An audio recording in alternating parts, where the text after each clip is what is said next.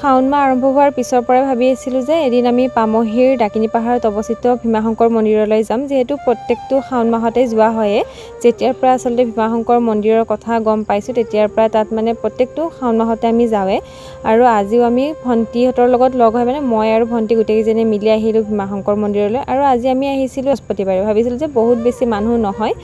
বাৰু কিন্তু সেয়া আমাৰ এটা ভ্ৰমহে আছিলে কিন্তু আজিও মানে মানুহ বহুত বেছি ভিৰ আছিলে যদিও মেইন গেটৰ পৰা আমি মানুহ পোৱা নাছিলোঁ মানে এইখিনিলৈকে ঠিকে আছিলে ভাবিছিলোঁ যে ঠিক আছে বৰ বেছি মানুহ নহয় খুব ধুনীয়াকৈ দৰ্শন কৰি আমি গুচি যাব পাৰিম তাৰ পাছতে আমি গণেশ মন্দিৰ পালোঁ গণেশ মন্দিৰতে খুব ধুনীয়াকৈ দৰ্শন কৰি তাত চাকি বন্তি জ্বলালোঁ ইয়াতেও খুব নৰ্মেল মানুহে আছিলে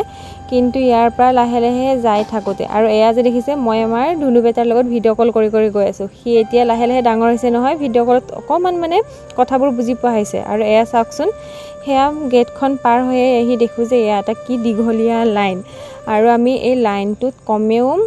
1.5-2 ঘণ্টামান আছিলোঁ চাগে আৰু 1.5-2 ঘণ্টামান থকাৰ পাছতহে মানে আমি গৈ মেইন মন্দিৰটো দৰ্শন কৰিবলৈ পাইছোঁ কিন্তু সঁচাকৈ মেইন মন্দিৰৰ সেইখিনি পোৱাৰ লগে লগে যিটো এটা মানে অনুভৱ হৈছে নহয় সেইটো মানে যিমানবাৰ আহিলেও সেই অনুভৱটো একেবাৰে মানে নতুন নতুন যেন লগা হৈ থাকে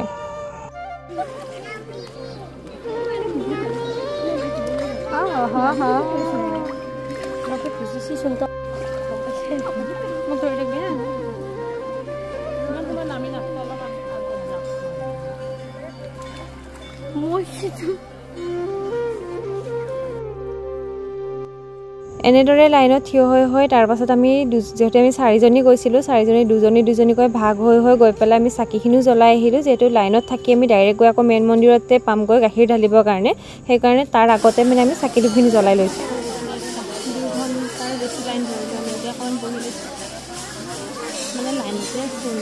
মানুহ আধা থৈ আধা এনেকৈ আছে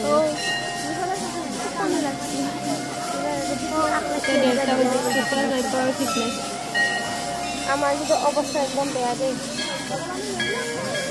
বৃহস্পতিবাৰ আছিল মানে আমি যিবিলাকৰ সোমবাৰে বহুত বেছি মানুহ হয় যে মানুহ বুলি আমি ভবা নাছিলোঁ কিন্তু আজি বহুত মানুহ আছে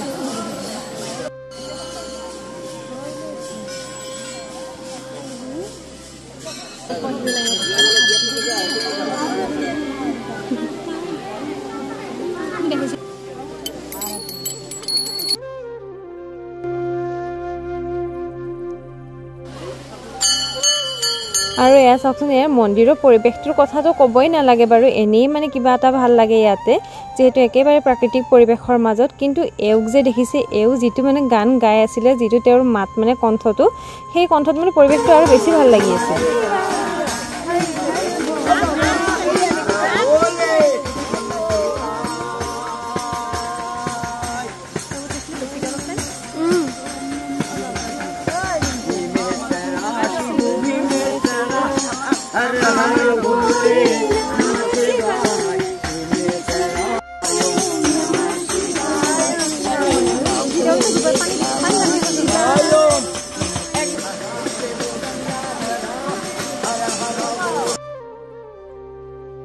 আৰু অৱশেষত 1.5-2 ঘণ্টা লাইন ধৰি আমি মানে বাবাৰ ওচৰ আহি পালোহি আৰু যিহেতু ইয়াতে পানী ঢালিব পৰা তেনেকৈ ব্যৱস্থা কৰাই থাকে মাত্ৰ আপোনালোকে গাখীৰ যি লৈ যাব ফুল সেইখিনি ইয়াতে ঢালি লৈ পেলাই মানে ঢালিব পাৰে আমি যিহেতু গাখীৰ লৈ যোৱা নাছিলোঁ মানে তাত কিনিম বুলি ভাবিছিলোঁ কিন্তু এইবাৰ হেনো তাত গাখীৰৰ ব্যৱস্থাটো বন্ধ কৰি দিছে মানে দোকানত আমি গাখীৰ কিনিবৰ কাৰণে নাপালোঁ কিন্তু তাত যি পানীৰ ব্যৱস্থা কৰি দিছিলে তাতে আমি নিয়া ফুল বেলপাত সেইখিনি লৈয়ে মানে বাবাক ঢালিলোঁ আৰু খুব ধুনীয়াকৈ মানে দৰ্শন কৰিলোঁ আৰু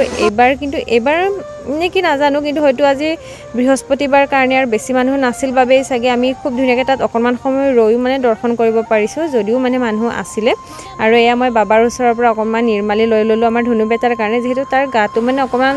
মানে ভাল হৈ নাথাকে মাজে মাজে অসুখ বিসুখ হৈয়ে থাকে তাৰ সেইকাৰণে আৰু এইফালে আমাৰ ধুনীয়াকৈ দৰ্শন হৈ গ'ল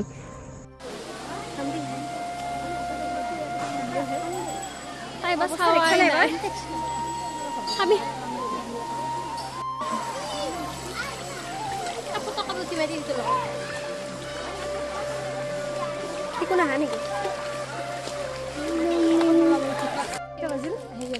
2:15 ন